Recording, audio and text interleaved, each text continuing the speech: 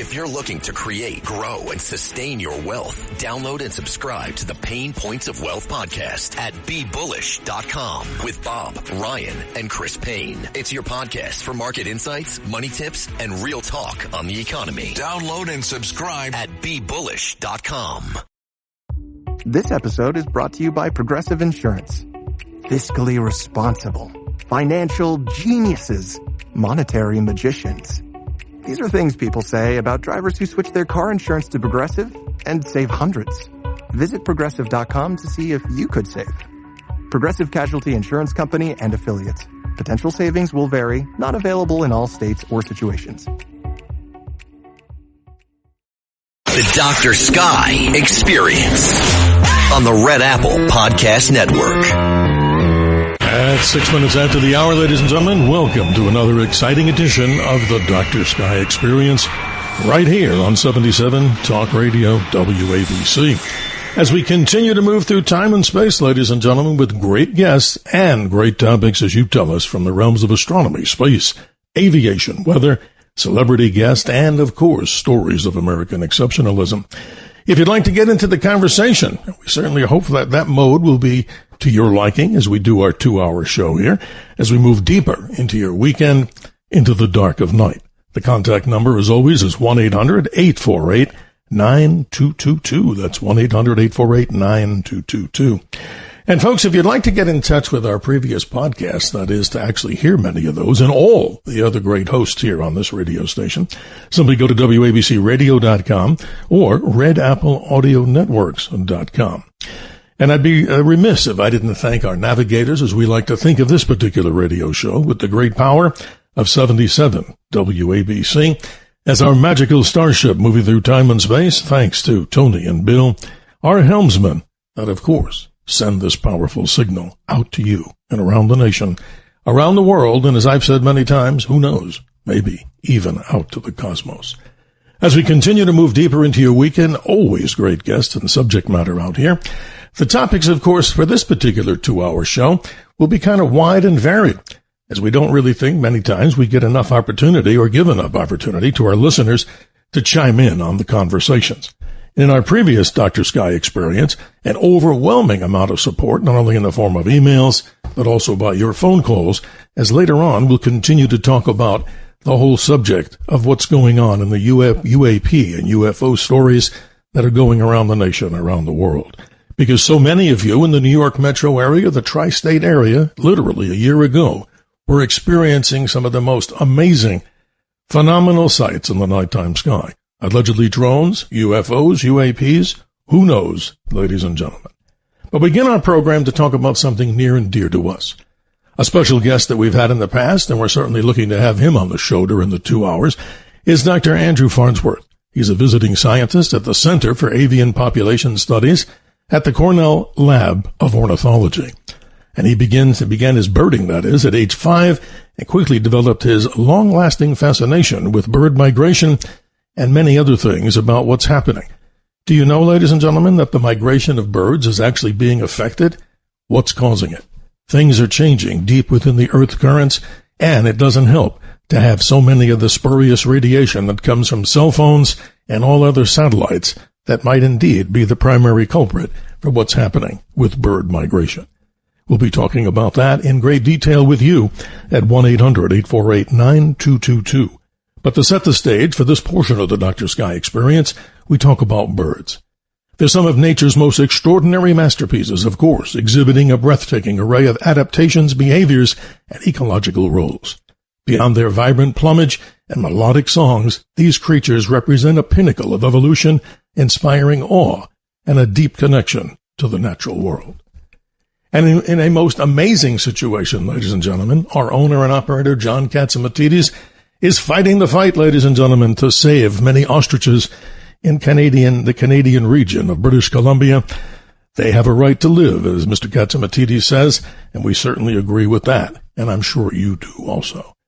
Let's bring into the conversation a good friend of ours, Richard Dugan, of a radio show on the West Coast called Tell Me Your Story, with commentary, ladies and gentlemen, from the paranormal to science, ecology, and so many other topics, as we say good morning to Richard Dugan. Good morning, Richard. How are you on the West Coast? Good morning. It's great to be with you, and it's beautiful on the West Coast at this hour. Not too many birds flying around, but you can hear, if you listen very closely, you can hear the owls hooting, and that's actually kind of calming. And I love that aspect of the inspiration that people like Orville and Wilbur Wright got from the birds that flew through the air and saying, hey, we can do that. So it's kind of exciting. It sure is, Richard. Tell us a little bit about your program that you do so people can understand. It's gotten a lot of, praise on the West Coast and in the media market. Your story, of course, is Tell Me Your Story. Tell us how you got started with that and some of the topics that you cover as we talk deep into the morning here and night on the Dr. Sky Experience. Well, I was traveling with my wife in Ireland back in 2002, 2003. And we were talking about doing some kind of a program. And I'd been interviewing before that and talking with people about all kinds of different things. But a good friend of mine suggested, that you would do very well if you focused on the supernatural, metaphysics, and so forth. And I consider myself a metaphysician. And talk to people about this in terms of what some of the phrases that I use in the program, new paradigms for a new world, and looking for those new ways of living and making this world a better place for everyone, not just a select few. Now, that's not to say that this is a horrible, awful place that we need to get away from. I mean, right. I'm all for explanation, Elon. Okay, going to Mars. But this is a beautiful place. Some people call it paradise. So not wanting to escape, but wanting to build community. That's really the focus of the program. That's how it's developed over the years since 2007 when we first started Tell Me Your Story, New Paradigms for a New World, and so forth. And out of that program came my book, Choices, because we talk about giving people choices and knowledge of those choices.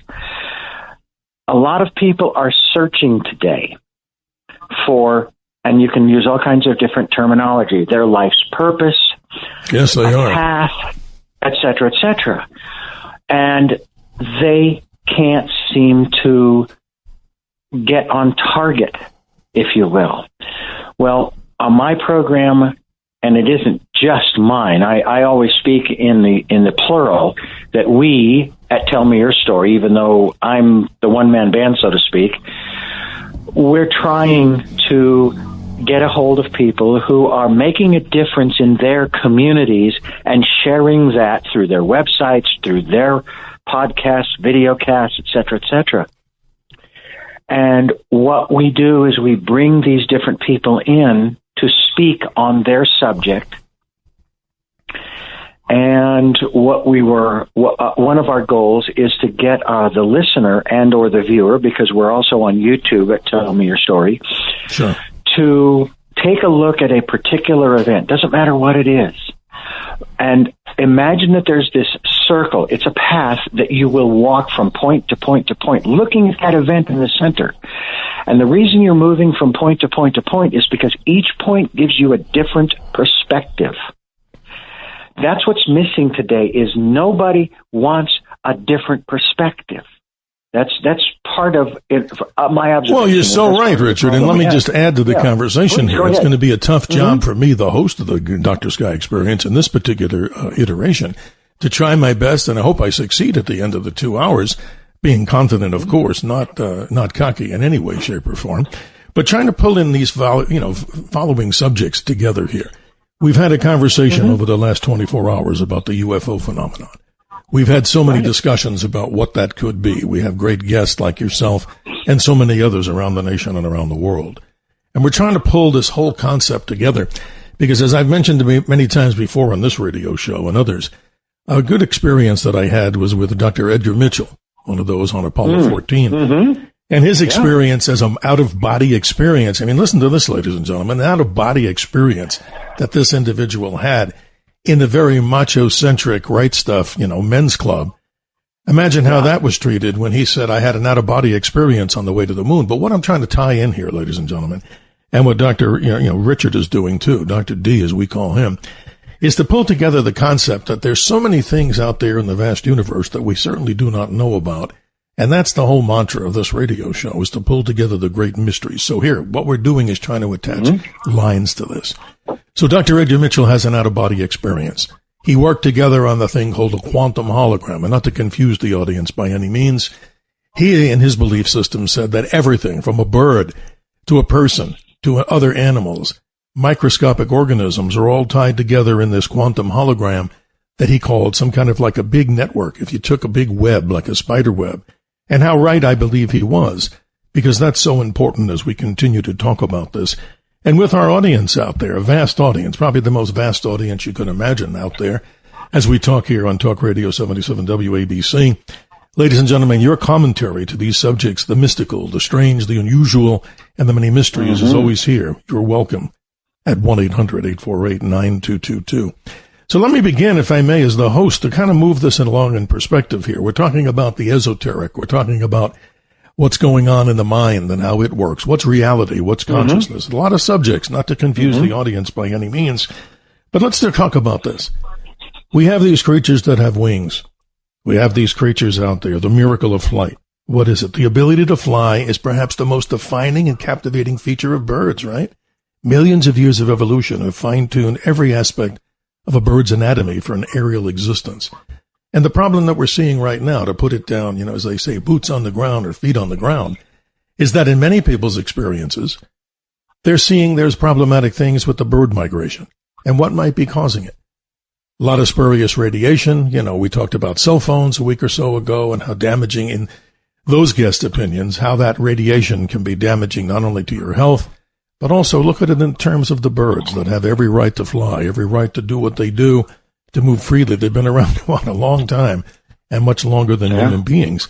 But the problematic thing from the scientist's perspective, as Dr. Andrew Farnsworth hopefully can explain to us, if not in this particular program, but in others, as he's done before, is that there's a great problem going on right now with so many of the birds that are migrating.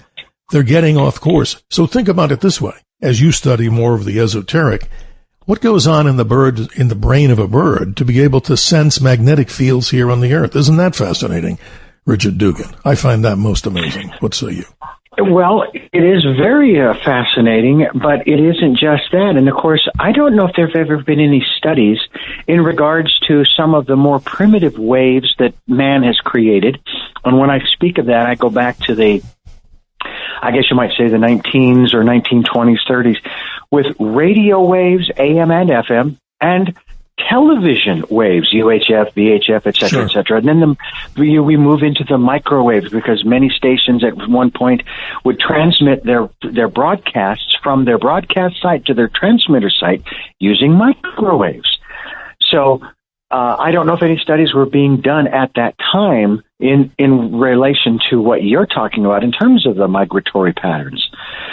But the reality is that there always have been and always will be these waves, whether they were created by man through what I just mentioned, or if they're coming in. You and I, we've discussed the issues of the various waves coming from the sun specifically, or other planets in terms of their gravitation and the moon and its effects on us, and the list goes on.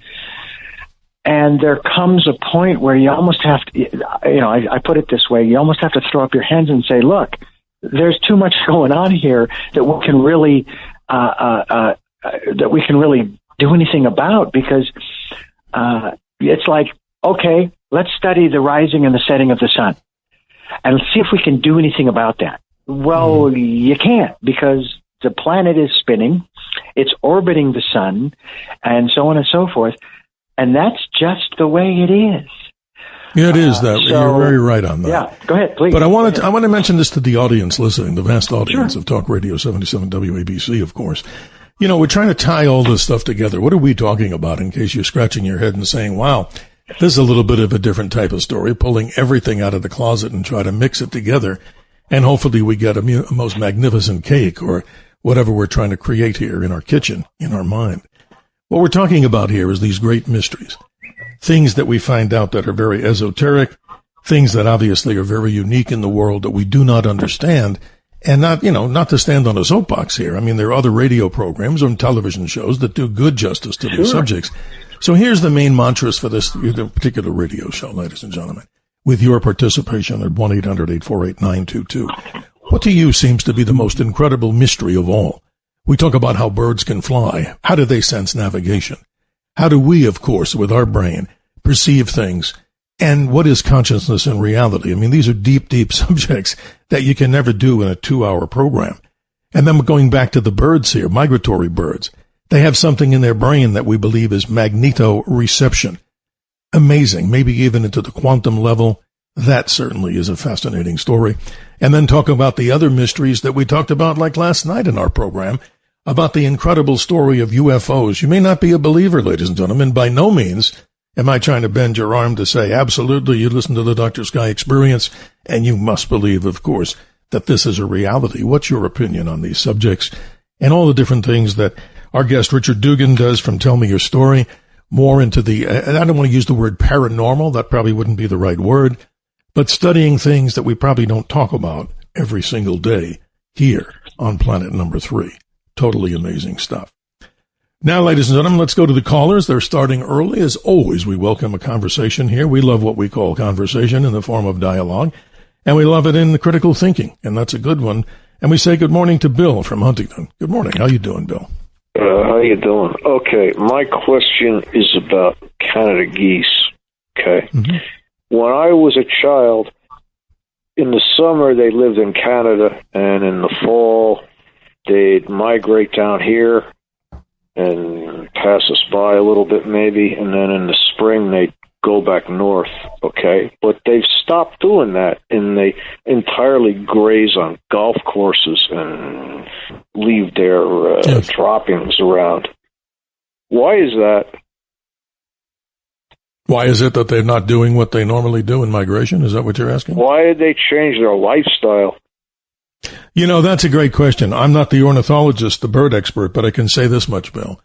The news stories, if you just go out and just search the entire internet, not believing everything we read, certainly not, but the vast majority of these stories are talking about what's happening to birds.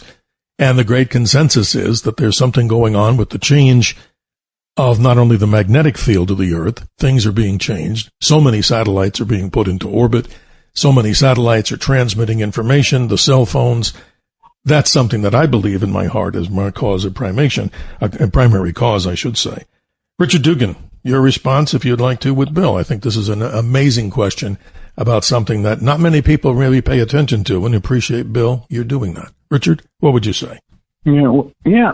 Well, and Dr. Sky will understand the answer that I'm going to give, and that is that the geese basically, they only have a 6-month lease at each place, and that the landlords keep throwing them off the property, and they have to go to Canada, and then they go back again.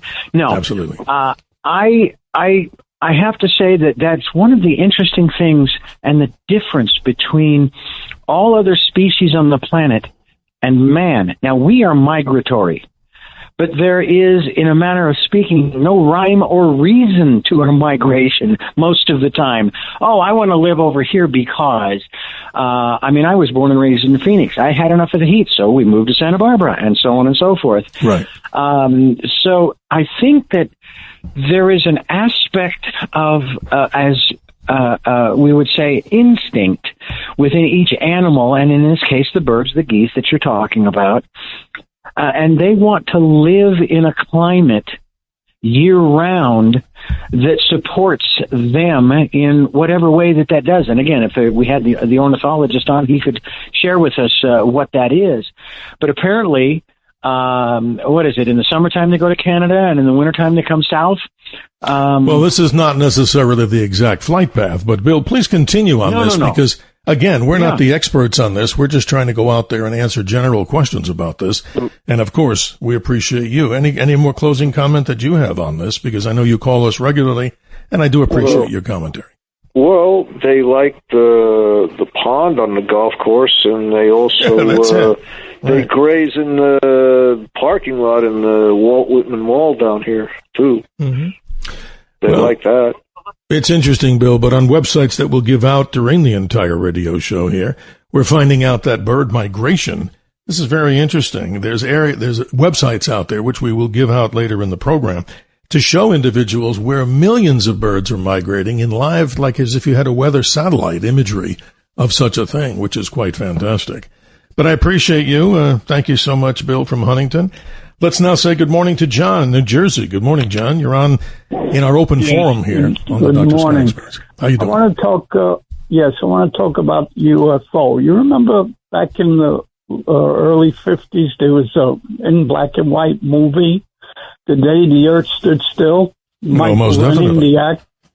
What a great actor. You're right. Yes. Yeah, the great actor. Yes, he's one of my favorite actors. Okay, you remember he gets shot.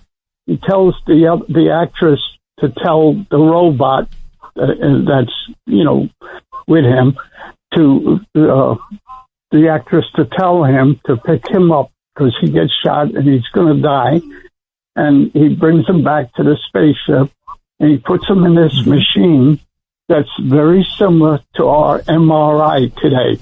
Amazing. You remember that? Okay. I sure do. It's one of my favorite movies. Right. All right. This movie was made in the 50s. Our MRI didn't come out until the late 60s, something like that. So How do they know this? How do they get that technology? John, you bring up some good points. And let me say this, just like the whole Gene Roddenberry thing with Star Trek throughout the time that was out there, look at so many of the things that they had predicted, light speed travel, warp speed travel, things of that nature. But going back to that movie, to me, that really was an amazing call for peace on the earth and be open-minded about what previous to that. Wouldn't you say, John? Many of those television and movies made for television, just black and white movies, were all about nasty aliens that were here just to do us harm. But this is probably one of the first ones to talk about individuals, other civilizations from space that came in peace. I think that's fascinating.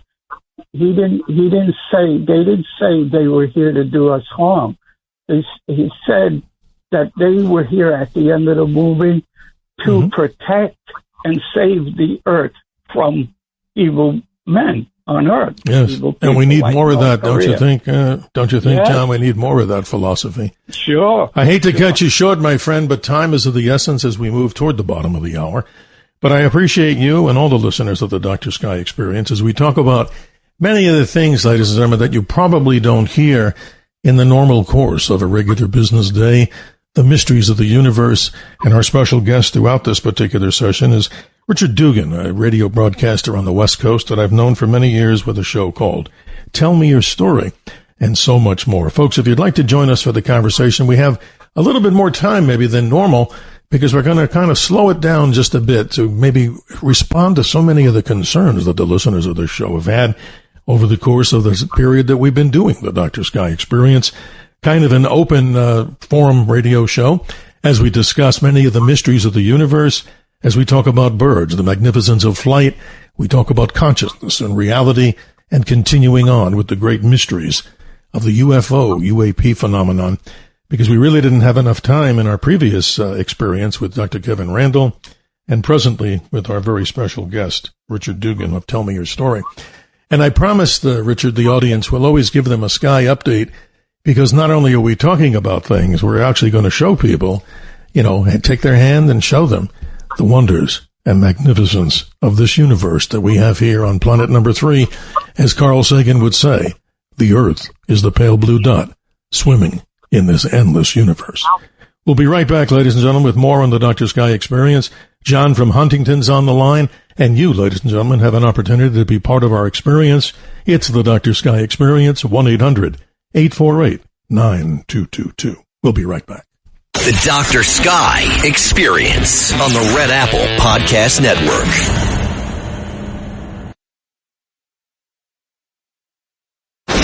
The Dr. Sky Experience. Entertaining and informative on the Red Apple Podcast Network. In order to see birds, it is necessary to become part of the silence.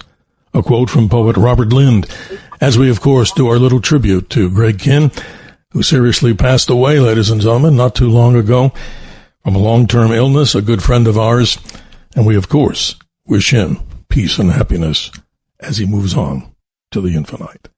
32 minutes after the hour, ladies and gentlemen, we're joined by Richard Dugan of Tell Me Your Story, and you, ladies and gentlemen, here on the Dr. Sky Experience. You've been patiently waiting. John in Huntington, good morning. How are you, sir? John, are you with us? Don. Oh, excuse me, Don. Don from Long Beach, New York. Oh, well, I'm getting the wrong info, but I apologize. Go right ahead, please. Okay, not a problem. I enjoy your show all the time. You're great. I just want to let you know that.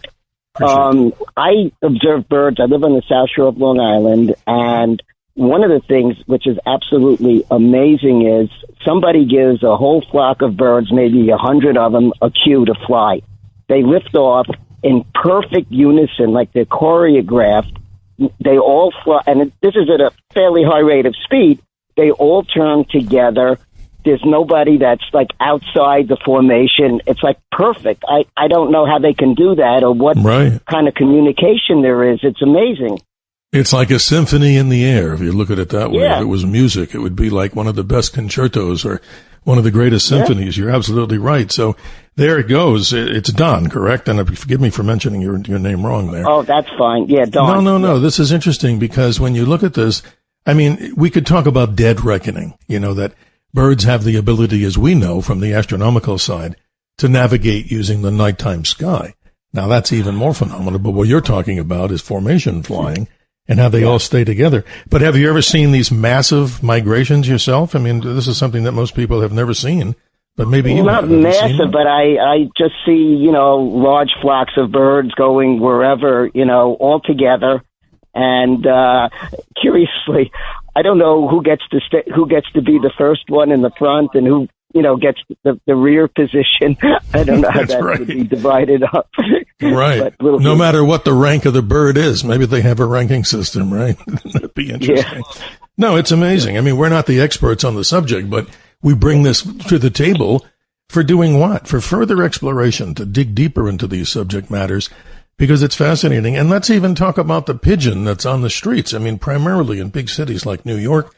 Look at the desecration that those have had. And I'm sure many people would take me to task and say, those pigeons, they're just a nuisance. But no, look, they have a right to be there, just like the conversation that we had at the start of the program when we're talking about owner and operator John Catsimatidis very much getting involved in the preservation of a whole flock, let's say, of ostriches, big birds that are very important to the life cycle of nature.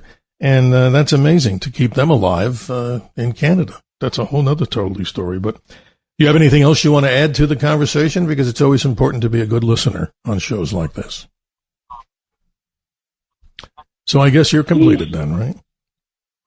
Hello? Okay, well, let's continue on here. Richard, let's get an observation from you. I mean, we had a lot of things to discuss here in limited time, but you join in the conversation on what you just heard about the whole story about this, formation flying of these incredible birds. What is amazing is how we refuse as human beings to learn from those kinds of things. Can you imagine? The only word I can think of is a certain form of telepathy, okay, or interconnectedness. You mentioned the word consciousness earlier. There must be a single consciousness between the individuals in that flock, and that is how they do that. And yet there are times when you will see, because I watch this when I'm out at the ocean and I'm watching the seagulls going across the sky, and they're in a V shape, right? But all of a sudden one of them decides they're going to veer off a little bit, but then they come back, and it's like you have each individual bird is choosing to be a part of the collective. And human beings haven't quite reached that place yet where they're willing to do that because, and again, there's nothing wrong with this. Don't get me wrong on this. They refuse to set their individuality aside for even an instant to consider what's best for the community. Yeah, I hear you. It's very interesting. As we dig deeper into these subject matters. Fascinating things, yes. Mm-hmm. It is. It's just totally amazing and mind-boggling. Again, the mysteries of the universe, the mysteries of that world that we see, ladies and gentlemen. So we're continuing to talk about this here on the Dr. Sky Experience. Mm-hmm. And here's another interesting factoid. This is interesting too. Talking about bird migration, how about this discovery from individuals that have studied life cycles of insects? And in Africa and other parts of the world, there's a little beetle called the dung beetle. I don't make this stuff up. Mm-hmm. But we're finding out now, ladies and gentlemen, that the dung beetle, when it comes out at night to, scavenge or do what it does to sustain its life, it has the ability, according to many scientists that they've worked on research papers.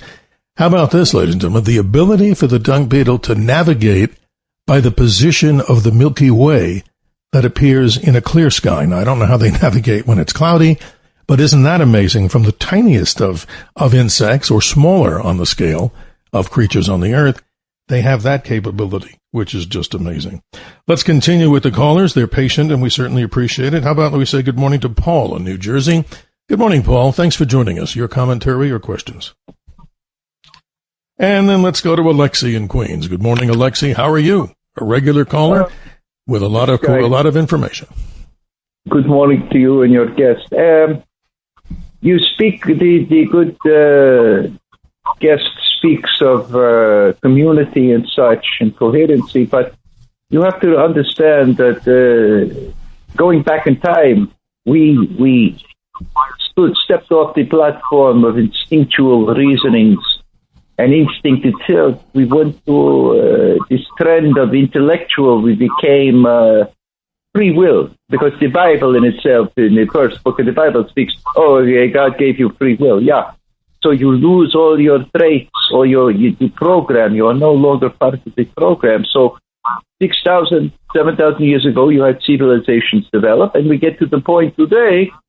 Where have we gone? We are still learning to read and write and form coherent thoughts and come to agreements. And meanwhile, we are threatening to bomb each other out of existence. Well, actually, you couldn't have said it any better, because, we talk about this from the astronomical side, and we talk about it from the potential of life in the universe. We were talking before about the day the Earth stood still. Michael Rennie, a great actor, brought to the screen in the 1950s a peaceful message from the sky. But you're right. How can or why can't 8 billion alleged people that are living on the planet learn from history? You bring up some good points, Alexi. So, Richard, that really goes right to the heart of the conversation here. It's that, the things that we talk about here, from the astronomical, the great mysteries. What's the big missing link here? We haven't all been able to all figure out how to live peacefully and move toward the stars. What do you say, Richard? Well, see, that's the whole issue in and of itself, as you very well stated. And the thing is that the Bible does speak of, especially in the New Testament, but also in the Old Testament, about how we are all members of the same body. Those are the terms that are used in the Bible, which means that we are all connected. There is no escaping that. You can rationalize it and semanticize it all you want, but the reality is that we affect one another. There's a great experiment that was done by a series of scientists. This is a fascinating example. Yes. And they wanted to get not a particular outcome of this experiment, but they wanted to get the outcome. They wanted to bring it to fruition and so forth. So they did it. But then they needed to do it again, your old double-blind study and so forth. So they did the same experiment again. They had all the parameters set exactly the same. But the end result was different. And they're scratching their heads going, what the heck happened? So they did it again. And they did it a number of times. And every single time, the experiment came out differently. And then they backed away from it, and they started to scrutinize the variables that may have existed in each of the experiments. Certain scientists weren't there on certain days. And people were in different positions and so forth. Mm-hmm. And so the conclusion is that we affect everything around us. Like I said before, Richard, the quantum hologram of Dr. Edgar Mitchell. People should read his group and organization is called the Noetic Institute. Yeah. But before we go to the break, let me give fairness to Alexi. Alexi, I know we're talking a lot of subjects here, and we're trying to put them all together. That's my job as a host. I like to be thought of as like an air traffic controller. We're trying to bring it all in and make sure all conversations get in and out, and hopefully on time. Alexi, you get the last word. Go ahead, sir. Yes, as I said before, very quickly, we began civilizing some 6,000 years ago. We went from instinct to a complete individualistic thing. It is you, the I, the concept of me, I, nothing else. They broke away. We fragmented from this collective awareness. The point is, we continue to spiral out into this constant warfare and problems and differences. The world has become a case system. Well, Alexi, you say it so well, and it's sad to have to report the truth, but we're up against the clock here, and nothing to do with you other than say thank you, because time is of the essence. I think we get the gist of it. Hopefully, somehow, ladies and gentlemen, I know this sounds rather radical to some, or almost impossible to others. Why can't we all just simply, get along? You've heard it a million times. Thanks, Alexi. Appreciate you in Queens. And ladies and gentlemen, if you're still on the line, you have concerns, questions, we're going to shift gears here as we move into the next hour, of course. We're going to go back to the conversation of the UFO stories and the UAPs. Obviously, we're taking flight. We're talking about birds, how they navigate the many mysteries and what's happening to their migration patterns, because not only this is not just made up, science tells us that there's something affecting their navigation parameters, and it probably is a man-made pollution called electronic interference and electronic pollution. So much more here on the Dr. Sky Experience with our special guest for this show, Richard Dugan of Tell Me Your Story. And ladies and gentlemen, your opportunity to be heard here on Talk Radio 77 WABC at 1-800-848-9222. We'll be right back as we continue to move through time and space. The Dr. Sky Experience on the Red Apple Podcast Network. The Dr. Sky Experience. Entertaining and informative on the Red Apple Podcast Network. 47 minutes after the hour, ladies and gentlemen, thank you for being with us on the Dr. Sky Experience and making it a part of your weekend as we go deeper into your night and deeper into your weekend. Our guest for the 2 hours is Richard Dugan, a very experienced radio host of Tell Me Your Story on the West Coast. He provides commentary on subjects that we may not necessarily hear every day, about not only the paranormal, but also about the mind, consciousness, and reality, and subject matters like that. Pulling it all together as we continue here, let's say good morning to Joe in New Jersey. Good morning, Joe. How are you this morning? Yes, good evening. Good evening, Dr. Sky. I'm so excited to speak with you. Can you hear me? I sure can, sir. Go right ahead. Oh, great. Talking about movies, TV shows, etc. I went to Ohio, southwest Ohio last week, and there was a historical marker placed there for a TV show originator called The Twilight Zone. You might remember Rod Serling. I sure do. Absolutely. Anyhow, his daughter was there presenting a historical marker at the college called Antioch, and it was a surprise. The mayor, of course, was there giving presentation speeches. The daughter of Rod Serling also was there, one of the two daughters, and she gave a bio of his early years, etc. And the governor showed up, which I was quite surprised. But anyhow, there was about 40, 50 people there, and it was a small meeting there, and they discussed that. They had a movie at night of one of the shows called Obsolete, and if you remember the one show at the end, it was very interesting. There was I forget, a cookbook at the end, and it was... it's To Serve Man. There you go. Exactly. That's my favorite. And you know, Joe, not to cut you short, I'm a big fan of all these sci-fi movies, and we could do shows on this. And, you know, here's a little teaser to the audience out there. I've had many times on programs I've done in the past, Billy Mumy from Lost in Space and The Twilight Zone. And we can't guarantee it, but we're looking to get him on the Dr. Sky Experience. He obviously he wants to do this. He's trying to, you know, he's like, I can't believe it. He's like 72 years old, Joe, right now. That's exactly my age. Yeah, let's go back. Well, blessings to you. Let's go back to the story that we're talking about of the Twilight Zone, To Cook Man. Richard Kiel, who was also, I believe, Jaws in the James Bond series. Wow. This gentleman, or this man, I mean, he's since passed, but not to spoil it if you haven't seen it, ladies and gentlemen, but it talks about when extraterrestrial visitors come to the Earth, as you know so well, maybe the listeners don't. it talks about they come in disguise. They're like 8 feet tall. They don't speak, but they do it through mind. Right. And at the very end, something happens, which I won't spoil the episode. To serve man is something other than what you think it is, right, Joe? Oh, yeah, very, very exceptional endings. And he was always a mind-provoking person. He always wanted to be, give peace a chance and everything, humanity. And we all are one blood. We all bleed red. And that's what Jesus came back. And I think he was 35 or 4 when he died, of course, on the cross. God bless. And, younger, I think 31 or 32. Right. And could you believe it? Perhaps in 2,000 years he's coming back. The second coming might be, and I hopefully will live to see that, and hopefully we'll all be in a happier place. But thank you for taking my call. Good night. Well, absolutely. And we wish you the best of a great morning and a great weekend, because this is interesting, Joe from New Jersey. We will talk about many of this. We talk about and say celebrity guests here. We've had many. We'll continue to get many. And another one that I know Richard and I know so well, we've had him before, and he's actually, I just talked to him last week, is Max Baer Jr., otherwise better known as, well, Jethro Bodine from the Beverly Hillbillies, right, Richard? He's just an amazing guy, and he's well into his 80s, but he wants to come on to talk about his whole experiences. And you know what the problem there was? He said after that series was over, he had a very hard time, right, Richard, getting a job, doing anything, because he was typecast as that guy. So anytime he'd be like in a serious movie or something, like a detective or something, he also was a screenplay writer. He did a lot of his own movies. But isn't that something? Once you're typecast, it's hard to play another role because the people look at you and go, in that case, you're Jethro Bodine. It doesn't change. That's right.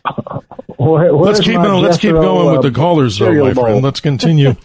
Let's say good morning to Christine in Manhattan. You've been patient. Good morning. How are you? Nice to hear from you. Good morning. How are you? Doing great. This is a fascinating show to me because I'm very fond of birds. Yes. And I've had some strange experiences, including an eagle sitting in my yard in my window in May. And I have a small backyard about the size of 2 rooms, 25 feet wide, and it's encircled by a high brick wall, but it's green inside. And the eagle came down. I was sitting in the window doing some work at my desk, and there's this giant bird sitting there watching me. He was eating his lunch, and it was I was so fortunate to be able to see him at such close quarters.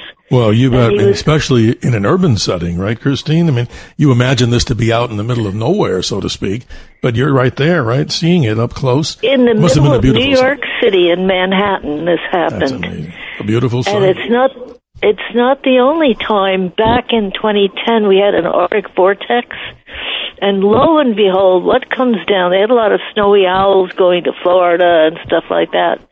What do I see in my other window? It's about a distance of maybe 2 to 3 feet. There's a little wall. Sitting on that is an Arctic gerfalcon looking at me. Well, you're a lucky person. Yeah. I'm very lucky. I mean, I thank God that I've had experiences like that and been able to see these beautiful creatures. And what amazes me most of all is their intelligence. Because one of my adventures was in the Catskills up at North-South Lake. It's very wild. And I was up there with my husband. It was about 1 or 2 in the morning, and I heard an owl in the distance. So wow, you got a long lineage of bird stories. This is amazing. Oh, that's beautiful. I do. And I howled back at the owl, and this went on for a while. I noticed he was getting closer. So every time I hooted, he would hoot back, but it sounded closer and closer, and I couldn't believe it. He landed above my head on a branch that was about 5 or 6 feet over my head and continued to hoot at me. Wow. And I hooted back at him. It was him and me. Him and my husband got angry because he was tired. He wanted to go to sleep. But it was amazing. But the most amazing thing that happened was in Spain. I went into a nightclub with a boyfriend. We were going dancing. And you had to go by this gigantic cage with a macaw in it. You know, macaw, those brilliantly colored. Oh, yeah, don't put your finger. That's what I learned since then. He wouldn't let me go. And they had some sunflowers. I was feeding it with my fingers. Wow, And he you're was a brave very, soul there, Christine. I didn't know it was dangerous. He was daintily, carefully removing the seeds from between my finger and thumb. And this went on for quite a while. Wow, you should have your own podcast on this, Christine. This is so cool because he let was me mention doing tricks. No, this is amazing. Let me just tell you the end of it. Go ahead, please. He learned my name. Oh, wow. Now that's the even guy more that fun. was with me must have introduced me to somebody and said my name. My nickname in Spain was Tina. So I started to go down towards the door to downstairs into the disco, and the papagayo starts screeching my name at the top of his lungs. Tina, Tina, I couldn't believe it. Not only did he learn my name, and instantly he learned how to use it to draw me back to him. He was using language. Amazing bird stories. And here's your homework. We hardly give homework on the Dr. Sky Experience, but if you haven't seen it, Christine, Alfred Hitchcock's The Birds. Birds, I've seen that, yeah. Oh, I've also seen the movie Winged Migration. Have you ever seen that? I have not. See, I'm taking notes as you speak. This is amazing. Okay, you have to see it. It's a very sobering, sad, because it shows exactly what the birds go through, and it's all about migration. And they suffer and struggle, and they go through the thousands of miles of the weather and everything. And the last story I have to say is, I'll be very fast. I was up at Sleepy Hollow in Tarrytown, New York in the fall, and I was sitting by the pond with a friend. At a flock of Canadian geese started to come towards us, from the sky. You could see them coming. Yes. And I caught the eye of the leader who was in front of them. And he comes down and lands right next to me. I was eating a sandwich, and he wanted some food. You have a magnetic personality, Christine, with the birds here. I don't know what it is. It's some bird. It's not, he landed. I managed to feed him a few crumbs. It was all I had left. But they all followed him, and they were surrounding us, and what impressed me about these birds was how versatile they are and how intelligent they are. They're incredible. You say it so well, Christine. Time, of course, runs the show here as we move through time and space, but your stories, Christine, are fascinating, and obviously they touch the heart because we're talking about things that on this particular show that maybe many people don't normally hear about. The great mysteries and why we're trying to link all this stuff together, nature, the cosmos, and the wonders beyond. We'll continue, ladies and gentlemen, in hour number 2. Our very special guest is with us, Richard Dugan of Tell Me Your Story, a well-seasoned radio host who talks about subjects that are about not just spirituality, but about consciousness and the mind, bringing all these subject matters. But hey, ladies and gentlemen, how about this? Let's not forget, as Halloween is just around the corner. What are some birds of Halloween? Well, you probably know them, but just in case you're curious, crows, ravens, and owls. And as we've had many guests talking about birds from the ornithology side, the study of birds, they say, try not to do something nasty to a raven or a crow, because they might remember you, and they might come back. And the homework assignment to anybody that hasn't seen it in a loving way is Alfred Hitchcock's The Birds, because our good friend, and we've talked to her many times, Tippi Hedren, blessings to her, a lead actress there. She was also with Sean Connery in another movie called Marnie. And her daughter is none other than Melanie Griffith. So the birds talk about another side of birds that got out of control, but we still don't know how. More on the Dr. Sky Experience. 1-800-848-9222 is how to reach us. And we look forward to listening to you, ladies and gentlemen. Callers rule as we move through the night and into your early morning on Sunday here on the great powerful station Talk Radio 77 WABC. We'll be right back. The Dr. Sky Experience on the Red Apple Podcast Network.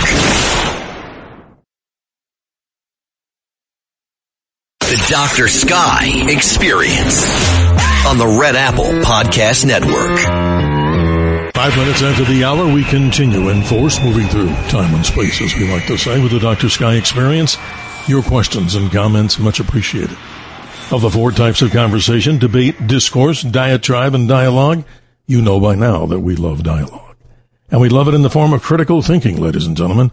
Hard to find that, as many of you might agree, in today's very interesting world. To get in on the conversation, use the number always, 1-800-848-9222. That's 1-800-848-9222. And I'd be remiss if I didn't thank the navigators of this radio show, as we like to call it, a magical starship through the power of electromagnetic energy, beaming out not only here from the nation, the world, but I'm sure way out into the cosmos. We thank Tony and Bill, our helmsmen in our magical starship in Theater of the Mind. If you haven't had an opportunity to listen to previous editions of the Dr. Sky Experience, along with all the great hosts here 24/7, simply go to WABCRadio.com or RedAppleAudioNetworks.com. Joining us throughout the show is Richard Dugan, a well-seasoned talk show host on the West Coast, a radio series that's been going on for many, many years, called Tell Me Your Story. And you, ladies and gentlemen, as we talk about the great mysteries, starting off with birds, magnificence, we talk about the power of flight. Mankind has mimicked that in the form of birds, and now we have aircraft. In 1903, as many of you may know, Wilbur and Orville Wright, bicycle repairmen in Ohio, did something on the coast of North Carolina that was never done before. Flying for a short distance, not even the width of a 747's wingspan, bringing us into a whole new age. An interesting story indeed. And then, how birds navigate. Something in their brain sees and senses a magnetic field here on the earth that you and I cannot sense. Who says that mankind and humans are the top of the pecking order? And we continue to talk about these. Richard, welcome back. We have lots of things to talk about and appreciate you. What I'm going to do, Richard, is give a little sky update, because that's what people tell me through our emails that they really appreciate. So here we go, Richard. This is something you've heard many times before. Ladies and gentlemen, stay tuned for a most amazing weekend, as you're already hopefully experiencing the cool weather of the month of October. The moon goes new on the 21st at exactly 8:25 a.m. Eastern Daylight Time. And don't get accustomed to Eastern Daylight Time for long, because it changes in the early portion of November. What's important for this weekend is an impressive meteor shower that peaks on the evening of the 20th into the 21st. Look to the east with clear skies. You'll see the annual Orion meteor shower, yes, from the left portion of Orion the Hunter, by the magical star we call Betelgeuse, the supergiant star that we had a guest here not too long ago talking about the possibility that Betelgeuse has a binary star companion. Meteors, they're all coming from Halley's Comet. Remember Halley's? If you missed it in 1986, maybe some of you were not around in 1910, but if you see any of these shooting stars, as they're sometimes mistakenly called, they're debris from the back end of Halley's Comet, because the next time Halley's comes around won't be till 2061. There are 3 impressive comets in the sky. One of them is called Comet Lemon. It's moving into the evening sky with a pair of binoculars. To learn so much more about all these, go to the following websites, theskylive.com. You will love this website, ladies and gentlemen. I don't have any, financial relationship with it, but I think you'll just love it. And also, go to my own site, which you never hear about, just drsky.com, to learn more about me. And if you want to learn about so many other subject matters, go to the most amazing site that we've put together called drskyeclipse.com, about the mysteries of eclipses. Richard Dugan, welcome back. Thank you for joining us. Always appreciate you. And I want to go and move into the subject now of the UFO stories, because this is so important, I think. And let's talk with our callers here, because they've been patient on the line. Let's say good morning to John in Long Island. John, I hope you're with us, and good morning. How are you doing this morning? Well, John, call back. And again, 1-800-848-9222. Okay, go ahead, John. Good morning. We didn't know if you were there. Good evening. Beautiful show as usual. In regards to birds, I was going through a difficult period of my life about 5 years ago, and I would occasionally sleep. Yeah, well, we go through things in our life that we tend to sort out. But interesting enough, a red cardinal was flying around my property. I'd never seen before. It had this particular. It was coming close to me, very odd behavior that I found very not unusual, but comforting to me, and it kept my attention on that. And it was very interesting to learn that they are birds of protection and to bring comfort and hope to people who are going through certain things in their life. Yes. Interesting enough, as I traveled around, I was going ahead to visit a friend of mine. I took a walk in a park far away from my house, and then again another red cardinal appeared before me. making this flight pattern towards me, and there is some connection to that, I believe. So I just wanted to share that story with you guys. No, it's a very interesting story, and God bless you. Hope you're well again, because the animals, I'm not smart enough to know how that happens. I don't think anybody can answer it. But Richard, you're the guy who I think is most perceptive on this. What we're hearing from John in Long Island is a very interesting story. Look at people with their dogs and cats. They find this inner strength. They find this peace. Richard, talk about it. You're the expert on the phone on this compared to myself. Well, I grew up with very few animals, but when I met my first wife, we had dogs and cats. And with my present wife, we've had chickens, dogs, cats, a blue-tongued skink, lovebirds, and on and on and on. Sure. And our present iteration of 3 kittens, and they're all siblings, the love that they share with us, and they sleep with us on the bed almost every night. Actually, there is especially with what my wife and I have been going through the last 4 or 5 months, there's this incredible feeling of encouragement, of a comfort that comes from them, the love that they share with us in their way. And sometimes it's not even that way. It's sometimes when they play with each other and they're racing around the house and just having a grand time, not worrying about a thing, just enjoying being together and so forth. Yeah, there is, again, there's that connection. They are absolutely a part of our community, and quite honestly, we are all connected in that sense, animals as well as humans. And we've had, where we used to live, we had a bear on the property, we had a flock of turkeys, we've had deer, and so on and so on. And it's just, there's this connection that we share that helps us through some of the troubled times. It's just one of the most remarkable. And for someone who doesn't want to have animals in their lives, hey, I'm not pressing here, but well, you know something, Richard. I highly recommend finding something. I wonder if John is still with us. John, there's an expression. I don't have it in Latin, but we'll do it in simple English. Troubles make us stronger. And I know I used to use this in the Latin phrase, but hey, let's talk English, right? But blessings to you that you're testifying about something that's so important. You know, the connection between animals and giving us back the tranquility and the peace that we all need. I appreciate you, John. You get the last word. Thank you. Thank you, John. We draw strength through pain. Yes, sir. Hey, you said it better, my friend. Well, Richard, I want to move on to this particular conversation here as we talk about shifting gears here. We're doing a little shift tonight and this early morning. Sure.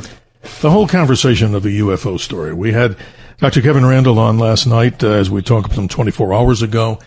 A ufologist that I believe very strongly has so many books out about research. He did the Roswell story, but these are some of the ones, ladies and gentlemen, that I'm most, enamored by. And I had a personal experience in one of these, and I know you know this, Richard. This is the story of Barney and Betty Hill. September the 19th, 1961. The couple is driving back from Montreal, Canada, in the dark mountains to New Hampshire on the little small roads back in 1961. The short story is Betty sees an object in the sky. Barney was kind of a skeptic and said, when she said, "Barney, the thing is moving. Look at that." "Oh, I don't know, Betty. It's probably just Jupiter or Venus." Well, she had a pair of binoculars. The story goes quick. She goes, and then she sees the craft that's hovering over them. She sees windows. She sees small beings, the little round heads with the big eyes. They can't account for hours and hours of their drive back. Under deep regressive hypnosis, they go through this experience, separate rooms, separate times, telling and recounting this story. What's the story about? An actual abduction, a very interesting one, in which he said that the inhabitants of that spacecraft, I know this sounds a little, no pun intended, otherworldly, that the inhabitants of that particular spacecraft didn't speak, but telepathically they could talk back, communicate is the word.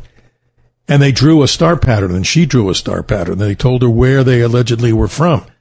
And in the southern hemisphere, there's a constellation called Reticulum, the Net. And the identification star that they pointed to, and she later, figured out, was a star called Zeta Reticuli. But the interesting story is, don't you think, Richard, that's amazing, because I knew her. I visited her many, many times in school when I lived in the New York area. And even to this day, she passed on.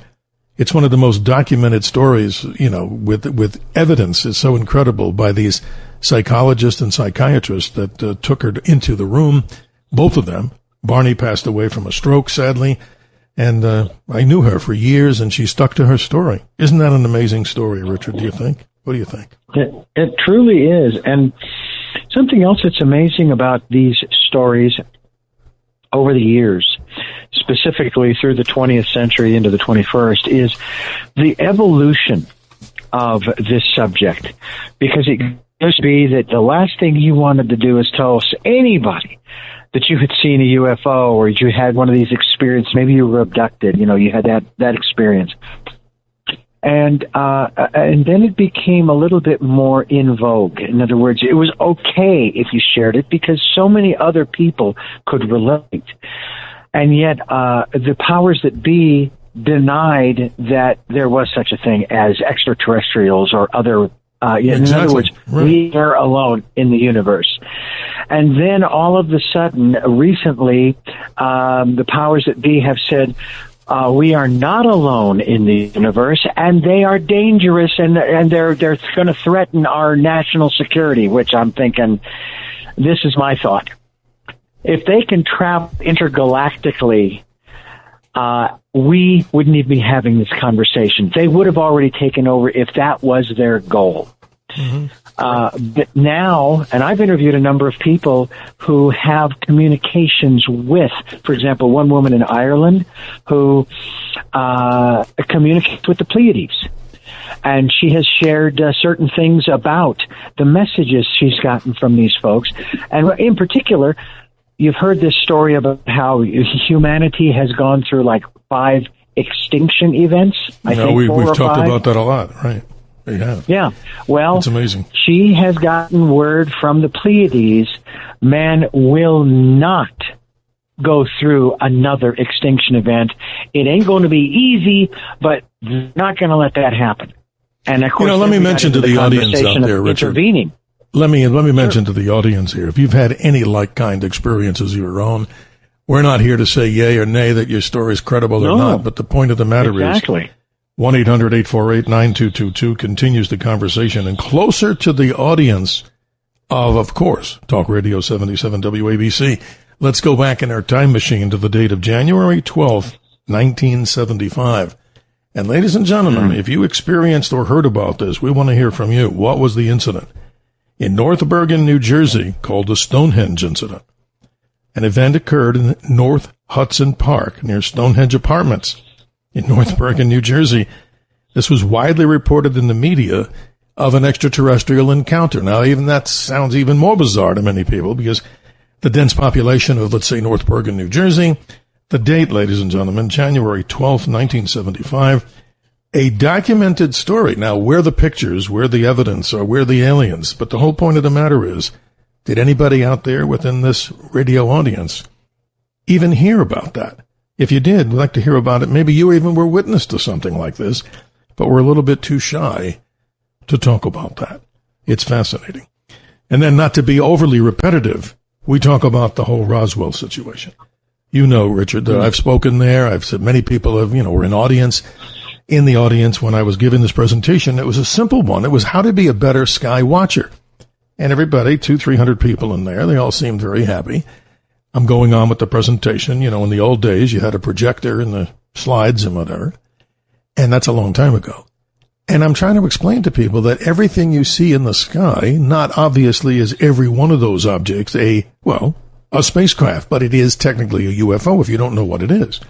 So I was going on to make the story very short, describing the night sky, stars, patterns, constellations, named stars and such, so you'd be a better sky watcher. Just like the old days when you got a AAA map. You mapped your journey, you went through the highways, and you knew the different cities. Nowadays, you do it by staring at a screen. So at the end of that talk, a lot of these folks came up to me, and I was all happy, thinking, oh, wow, they enjoyed this. And a few people came up to me and said, you're not a believer. I looked back and I said, what do you mean I'm not a believer? And somebody actually did, I guess in those days, nobody cared about the concept as much as they do today, about poking a finger in your chest. That might be assault. But I took it lightly, and they were saying, no, you don't believe like we believe. And I was like, what do you mean I don't believe? The whole point of the matter is, just trying to educate by example. In other words, learn the map of the sky. That's what we talk about. Learn the mysteries so that when you do report something, then you could say in your report, the object moved 2 degrees to the right of the star Sirius, or it moved to the right of the planet Jupiter. Then it becomes more credible than, hey, I saw a large object 4 times the height of Taylor Swift scaling, running through the sky or moving through the sky. That's the whole point. 1-800-848-9222. Your experiences, ladies and gentlemen, and so many of these other unexplained UFO sightings. Let's go in our time capsule. December 9, 1965, Kecksburg, Pennsylvania. The Kecksburg UFO incident. And I'm reading this. The Kecksburg UFO incident of Kecksburg, Pennsylvania occurred on December the 9th, 1965. A large, brilliant fireball was seen by thousands in at least 6 states. Beginning in Ontario, Canada, it streaked over Detroit, Michigan, and Windsor, Ontario, and it dropped metal debris over Michigan and northern Ohio and caused sonic booms in western Pennsylvania. If anybody in the sound of our radio show right now is listening in Kecksburg, Pennsylvania, give us a call at 1-800-848-9222 because in your city there is this acorn-shaped object kind of commemorating what might have happened there that night. Back on December 9, 1965. And yet, why don't we ever hear the truth about this, right, Richard? It's so amazing. We're suppressed in a lot of this stuff. Totally incredible. And the story, the beat goes on. There's so many stories. A good friend of mine, November 5th, 1975, Snowflake, Arizona. Travis Walton. Who's he? Travis Walton claims to have been abducted by a UFO on November 5th, 1975, while working on a logging crew in the Apache Sitgreaves National Forest. Walton could not be found. He reappeared 5 days later after intensive searches, and they did a big movie, Fire in the Sky, about this guy. That's incredible. And yet, I know the guy. And you know what? He seems credible. Why? Because I kind of believe the guy. What do you think, ladies and gentlemen? How many of these experiences have you had? And Richard, tell us a little bit more from your show. I mean, you delve into this area of consciousness and reality. I mean, have you ever run across, guests that have had these kind of experiences that, you're talking about on your program? Tell us. Absolutely. And that, again, mentioning the woman who she channels, the Pleiades, the Pleiadians, if you will. And I've had others who have talked about this. I even interviewed a woman who actually released the 45th anniversary or something along those lines book on this one gentleman who in Europe, in the Netherlands, who really got a lot of ridicule at first, and it really caused a lot of problems. But he just stuck his gun. He said, no, I had this experience. I realize this is causing problems for my family. Just really a fascinating conversation that we had in that regard to this gentleman. But again, that's one of the biggest issues is the lack of understanding, if you will, on the part of the public, family and friends and so forth, when we have these. And to me, I rank that along the same lines as these, I'll call them supernatural. You could use the term paranormal or spiritual experiences that when I was working for Christian Station back in the 80s and early 90s, when people would talk about these, they would get chastised by, they would be told, no, I'm sorry, that didn't happen, because there's nowhere in the book that says that happened, Yeah. So, and it gets even more bizarre. No, it gets more bizarre. Listen to this one, ladies and gentlemen. We had a guy, Joe McMoneagle, on this radio show a long time ago. I guess this goes back more than 6 months ago. Who is Joe McMoneagle? He's an individual that says that he worked with the CIA, and I kind of cornered the guy, and I, wanted to hear exactly what he had to say by doing the research as best as you can. And he was responsible, among other people, in the concept of remote viewing. And in case the listeners out there are not familiar with what remote viewing is, the CIA did active experiments. This man was very perceptive, as they say. They'd lie him down on a couch and they would ask him, I know this sounds absurd, almost like a sci-fi movie. We want you to think about what's going on. No, ladies, I got to say it without laughing, because it may not be funny at all. It sounds funny. We lie you on a couch and we want you to concentrate on an area in Vladivostok in Russia, where the Russians or the Soviets at that time had a big nuclear submarine base with their Typhoon submarines. And what he did was, I don't know how you do this. I don't even know anything about it other than the fact that he claims, and the CIA confirmed, that he actually got information by what? Lying down on a couch, thinking about something. Now, isn't that more like an out-of-body experience to identify the positions? This is way before they had accurate, spy satellites or space surveillance. A lot of people laughed at that guy. Who are we to say, right, Richard? Well, and there are different terms, but I would put that under the category more of remote viewing. It's not so much out of body per se. Well, okay. But that's not to say that couldn't. No. It's not to say that it couldn't have been where he did. And I have interviewed, for example, a fundamentalist Christian gentleman. Great interview, great conversation. And he actively would induce an out-of-body experience on a regular basis. And I said, well, wait a minute, but where in the Bible does it justify that? He says, well, nowhere. And I said, okay, so have you ever not wanted to come back? And he says, oh, no, I've always wanted to come back. But he will travel to different places out of his body. So, absolutely. And I was a part of a program back in, I'm going to say, the mid-'80s. There's a gal by the name of Virginia Benderly, and she did these exercises mostly with visually impaired people, because she was connected with the Blind Center there in Phoenix. And what we did was we would all sit down at the table, and she would put in front of us a manila envelope. And inside that sealed manila envelope was a picture, or maybe a drawing, or a number, or a letter, or a color.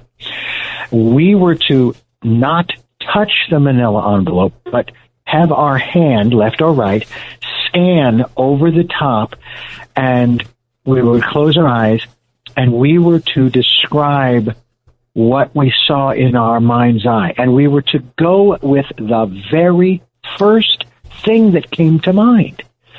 And it was amazing that we were close to 90% accurate around the room as to what. Now, what do you attribute that to? I mean, that's amazing. What do you attribute that to? I attribute that to the fact that we are able to ascertain and know through our intuition, or that still small voice, or in that case, you might say that still small I. And the reality is we do that all the time anyway. For example, if you're, I just drove across 200 miles across from Santa Barbara eastward, and we went from the 101 to the 134 to the 210, and it was brutal. It was 4 hours of wall to wall parking lot driving. I was so calm. It's like I knew where I needed to be in terms of what lane. I knew I had a sense of what the driver in front of me, which is all that mattered. Whoever was behind me, forget about him. But I had this sense of what the driver in front of me was going to do most of the way, to where I wasn't slamming on the brakes and so forth. So yeah. And we got to go to a break there, Richard. That's part of the consciousness. Sure, go for it.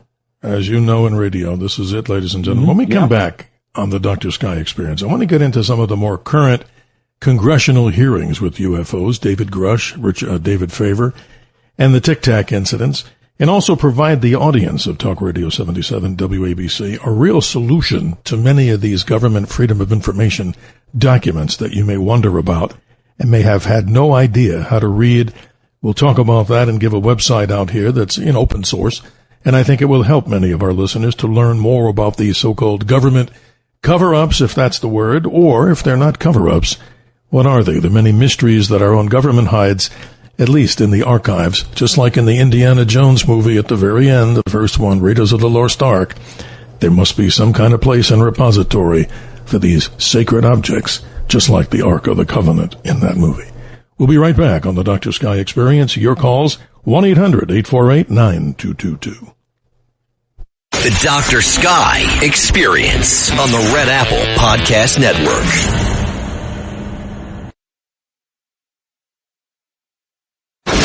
The Dr. Sky Experience. Entertaining and informative on the Red Apple Podcast Network. 32 minutes after the hour, ladies and gentlemen, thanking Sean Kenny ahead of time. You may remember him in the early iteration of Star Trek. He, of course, played the role of Captain Pike a long time ago with the Gene Roddenberry series, Star Trek. We continue to talk with our good friend Richard Dugan. He's a radio host on the West Coast. Tell Me Your Story is his program, talking about many esoteric things, spirituality, consciousness, reality, and the other side that we probably don't hear much about.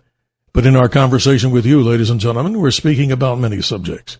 Birds, magnificent creatures that can fly, sensing things in the environment that you and I, as human beings, probably cannot, flying by some sort of reception to magnetic fields, and those are being interrupted as we speak live on this radio format. And then also, ladies and gentlemen, talking about the great story of the other side of the birds. Halloween's coming. Crows, ravens, and owls. What say you on that, ladies and gentlemen? Is it spooky or not? And remember, the mythological birds that we talk about, where I am here in Phoenix, Arizona, the great mythical phoenix. This, an ancient Egyptian bird that, of course, returns itself from the ashes and from the fire. It was, of course, put out and actually identified by the great Greek Herodotus, the father of history.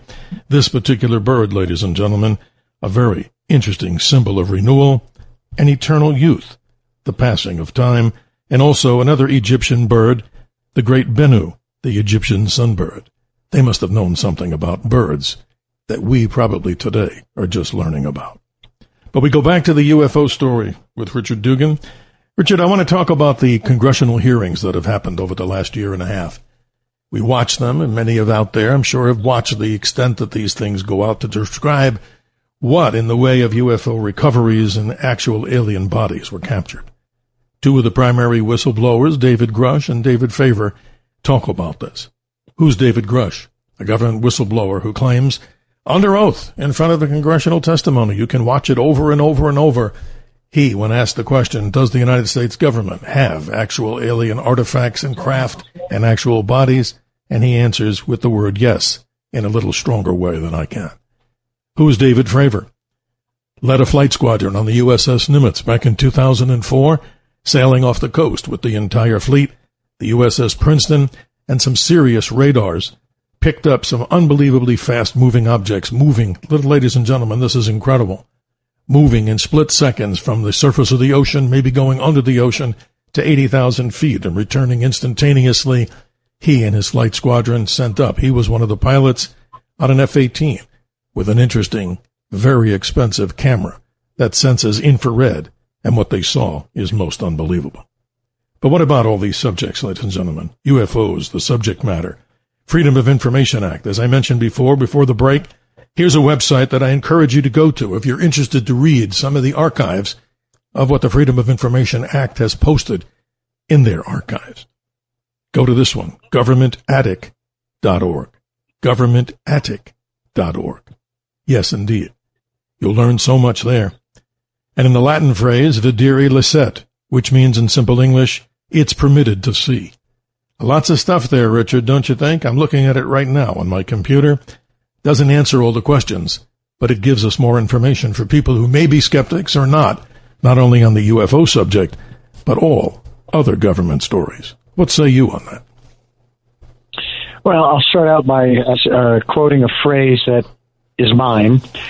If you have no secrets to keep, you have no secrets to keep. Ergo, you don't need agency after agency after agency to keep the secret from whoever, whether it's our alleged enemies, our public, and so forth. And that's one of the reasons why I wish that it were possible for us to really get the truth. And I'll be honest with you, I think the truth is amongst we the people, as it were. That's where the truth is. And if you're going to, if you're going to, share your story, please, share it, be honest about it, and don't be afraid. The bottom line is that we all have stories about unusual things. My mother once asked me, she says, Richard, have you ever had a supernatural experience? And I said, well, if I have, it was just normal. It was part of my daily life. But I know a lot of people, they have experiences. I heard one woman who said when she was a little girl, she had these little blue creatures that came into her bedroom. She wasn't afraid of them. They didn't really communicate other than to give her a sense of calm and peace and those kinds of things. But it is an unfortunate situation where we've just gotten too closed off, if you will, with who we really are. And these experiences change people. And then for someone to come along and say, no, that didn't happen, or no, it doesn't conform to, whatever parameters that, you're wanting to. But Richard, I think it's the duty of a host like myself and others like yourself to give out information that people can explore this. So in other words, in our daily lives, most people are so busy, not to say that we're great, but the point of the matter, hardly, but to say that with the specific subject that we're talking about here, the whole UFO controversy, there's a ton of my friends that don't believe we ever went to the moon. And I try to give them some concrete evidence of that. But then I'm not going to go down that path right now. That's totally ridiculous. But let's go back to the whole conversation here. In the congressional testimony from David Grush and David Fravor and others, witnesses, many people saw these alleged Tic Tacs. What are they? They look like a Tic Tac mint. Size of this may be 40 feet long. This object is flying through, and it's a bad word, flying. It's an incorrect word. It would just be moving through time and space. And this object is defying all forms of gravity, all forms of reality that we know. Is it the Chinese government that does this? Is it Russia, North Korea? Probably not, with a big P, right? So what is it? Where does it come from? And one of the theories that I've been expounding by doing a lot of research, I should write a book on this, and maybe somebody else will beat me to it, but there you go. The whole concept of the Tic Tacs, ladies and gentlemen, may be this. This may be because in time and space, if you look at gravity, what is gravity? It's the warpage of time and space. It's the warpage of space-time. So let's say in our future, maybe these are not craft from another extraterrestrial civilization, but very possibly from our own future, where AI interceded, because where did humans begin? They began in caves. And let's say the world can't, I don't want to be a pessimist or a negative guy, but the reality is, if there were another extinction, asteroidal impacts, pandemics, all kinds of things, people would go back underground. Excuse me. And let's say that AI interceded and melded together with the bio, because AI can't jump out of the box. It doesn't have a hand to grab you. So this whole conversation goes to this point. And this is really serious, ladies and gentlemen. What you think? I wonder what you think. 1-800-848-9222 to have a dialogue on this, that theoretically these Tic Tacs may be something that, because of the future, could be 100 years, 1,000 years from now. Once you have the ability to warp time and space, or space-time, you have the ability to move forward and backward in time. And maybe this is just, in simple English now, just another iteration of our own future and having the ability now. So what is that Tic Tac? Maybe it's a sentient being, like an organ. It could be like a kidney. I know that sounds crazy to some, with intelligence that has the ability to move through time and space. Deep stuff, don't you think, Richard? Very much so. And how do we really know that those things that we claim are not sentient are? There was a scientist, an Indian scientist, going back, I believe it was to the 30s. His name was Jagadish Chandra Bose, obviously of the Bose audio equipment in later years. He developed an instrument called the Crescograph. Now, this Crescograph was similar to our blood pressure cuffs that we use to check our blood pressure. And he hooked it up to a plant, and what it does is it measures what is called the turgor pressure, or in our case, as humans, blood pressure, of a plant. And then he took a cloth and he soaked it a little bit with chloroform. And he moved the chloroform-soaked cloth close to the plant, and the turgor pressure dropped. Then we moved the cloth away from when he moved it away from the plant, the turgor pressure rose back to its normal state. Now, I don't know of any other way to describe that as to say that plant knew that it was being threatened, knew that there was this substance or this environment that was interfering with its ability to thrive, and it started to, in essence, to die. So I raise this in a humorous way to vegetarians. You don't want to eat animals. I get that. No criticism whatsoever. Now what are you going to do now that you know that plants are alive, that they have possibly sentience, possibly even consciousness? And that's the whole point, Richard. And now we have another break here, the last break of our 2-hour show coming up here in just a moment, ladies and gentlemen. Very interesting conversation here, but I'd be, happy to hear what people think about theirs on a wide variety of topics. I know we pretty much have covered so many things here on purpose because it's so important to talk about what? To put it all together, it's like we're trying to put together, if you could take like a ball in your hand, put together the whole theory of everything, consciousness, reality, the concept of how these birds are seeing things that we don't see. And remember, ladies and gentlemen, we see a very tiny frequency of visual light. We're not seeing electromagnetic radiation and all the possibilities of life that exist out in the universe, real or not. Your questions and comments at 1-800-848-9222 make the Dr. Sky experience complete. We'll be right back. The Dr. Sky Experience on the Red Apple Podcast Network. The Dr. Sky Experience. Entertaining and informative on the Red Apple Podcast Network. 47 minutes after the hour, ladies and gentlemen, we continue to move to the top of hour number 2. Always time for you to get in the conversation, as we love dialogue in the form of critical thinking. But so, we continue with 1-800-848-9222 to continue with you. Richard Dugan is our friend, and he's a special guest. He also is a talk show host on the West Coast of Tell Me Your Story. A couple of more of these, Richard, that we talk about the historic sightings of UFOs, and many people out there might be wondering, how did they ever come up with the term flying saucer? And here's an answer to that interesting question. Back on June the 24th, 1947, Kenneth Arnold flying a small private plane near Mount Rainier, if anybody knows that particular mountain, still a somewhat active volcano, some 14,000 feet tall. On June 24th, 1947, Arnold said he saw 9 unusual shaped objects flying in a chain near Mount Rainier, Washington, while he was searching for a missing military aircraft in his CAL, Call Air-2, in a small aircraft. He described the object as almost blindingly bright when they reflected the sun's light. Upon further inspection at an airport, a journalist came up to him, a news reporter, and said, "What did you see?" And he said, "I saw these bright, shining things in the sky." And the reporter said, "Did it look like a flying saucer?" Yes, ladies and gentlemen, that's where the concept of the term flying saucer came from.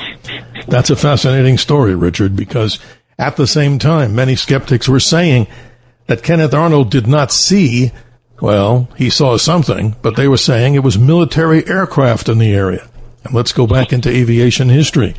At that particular time, the Air Force and Northrop, the Northrop Aviation Company, was building these incredible flying wings.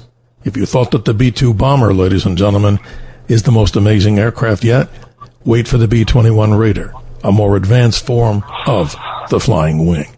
But this was the YB-35, a propeller-driven flying wing that could fly 9,000 miles. This is in the 1940s.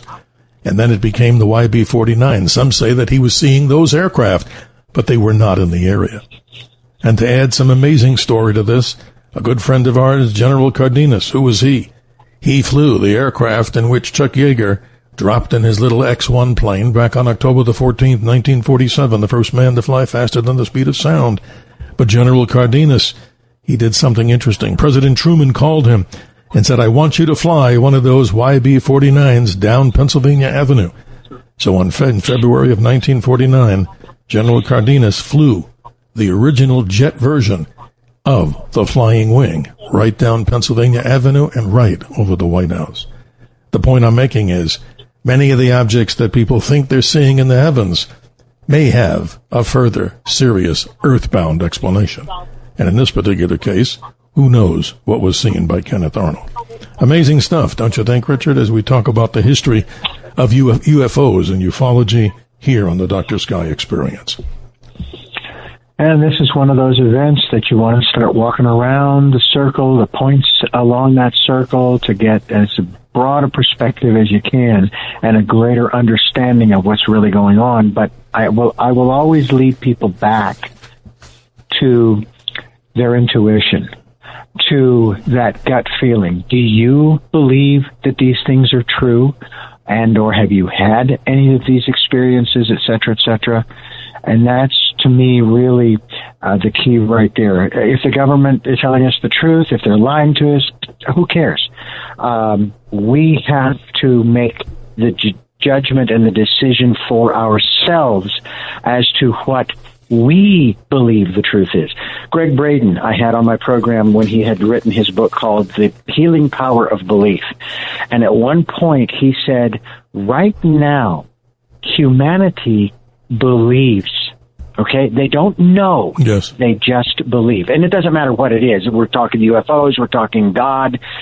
We believe. We don't know. But he says, one day we will know. And he didn't specify what that would look like or whether that would be when we have died and gone on to whatever's next. He just said, one day we will no longer believe. We will know. And one day we will. And absolutely, Richard. Yeah, that's a big positive as we close out the show here in about 5, 6, 7 minutes.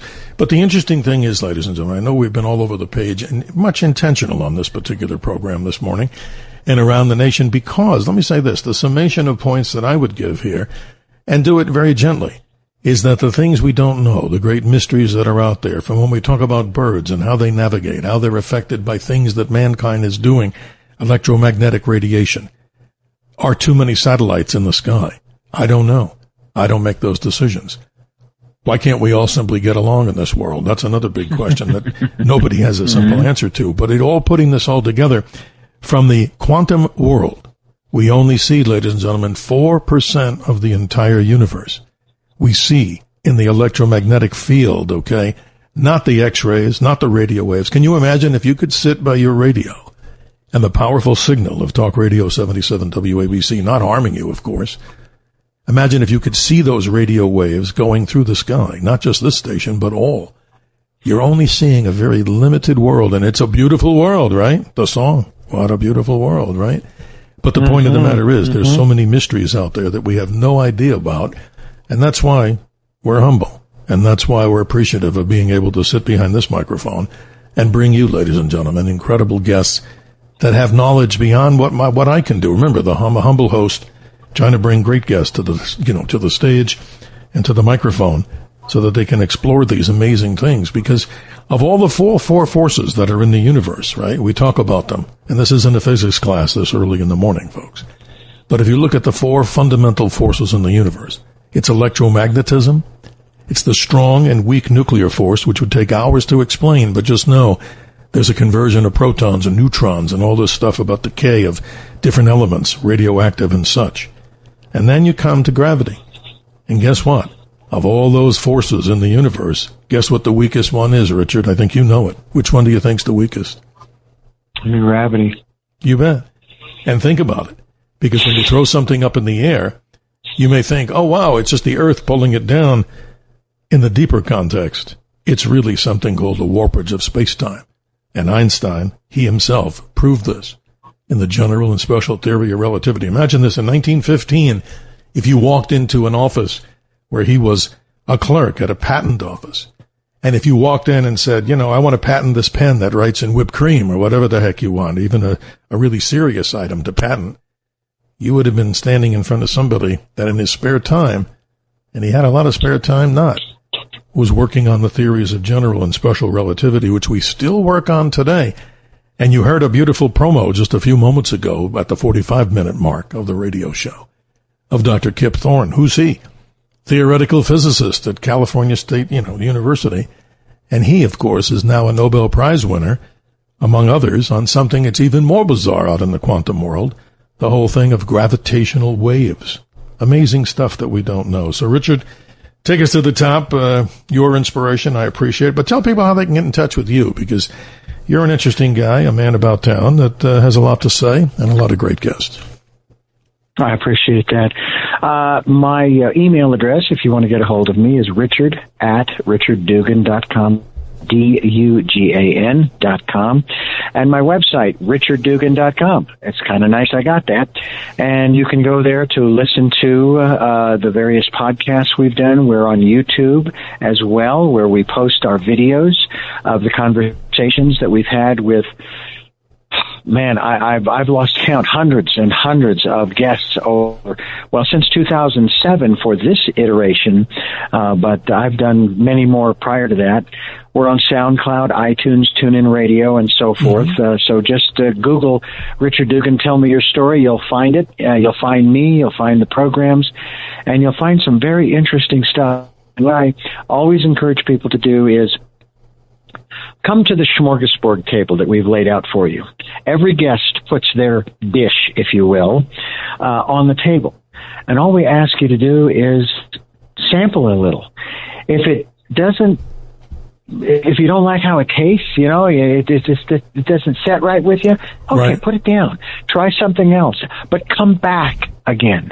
Come back again and try something new. And come back again and try something new. And I like to say it this way, Richard, when we talk about astronomy, we talk about the melding together of gastronomy, the creation of great food.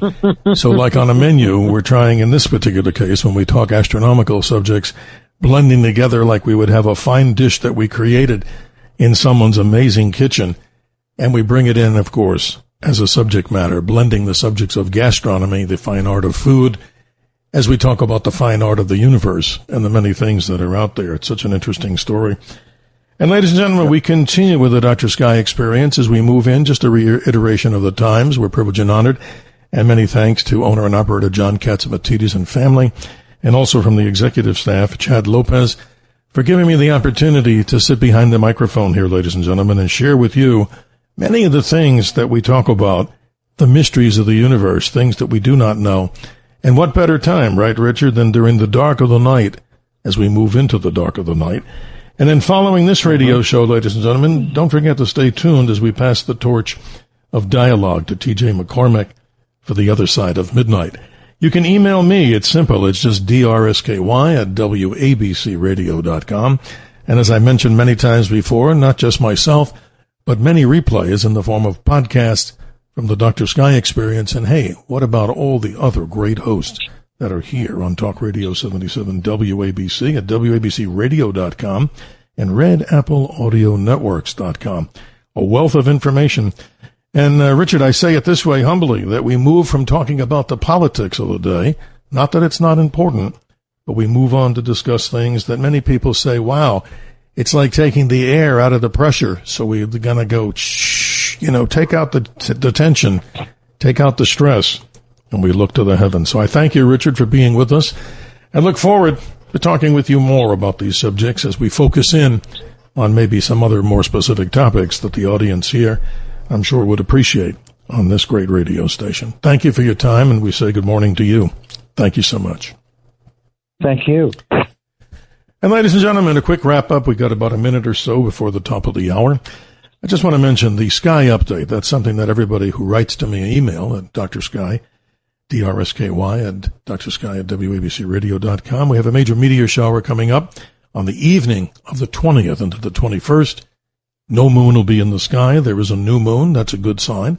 And you get to see the Orionid meteor shower, better seen in the dark skies if you're away from city lights. Even city dwellers might get to see a few midnight into about the early morning hours of the 21st.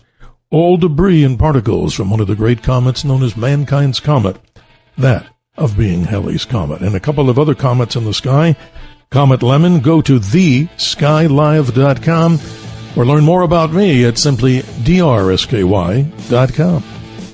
Thank you so much to our helmsman. And ladies and gentlemen, I wish you the best for health and happiness and clear skies as we conclude this edition of the Dr. Sky Experience here on Talk Radio 77 WABC. We'll see you next week.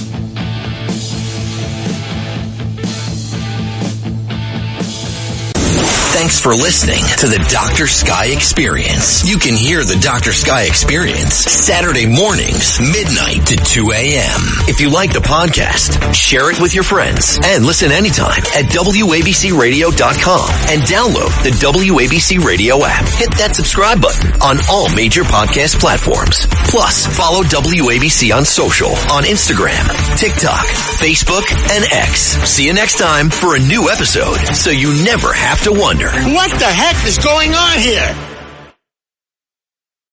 If you're looking to create, grow, and sustain your wealth, download and subscribe to the Pain Points of Wealth podcast at BeBullish.com with Bob, Ryan, and Chris Payne. It's your podcast for market insights, money tips, and real talk on the economy. Download and subscribe at BeBullish.com.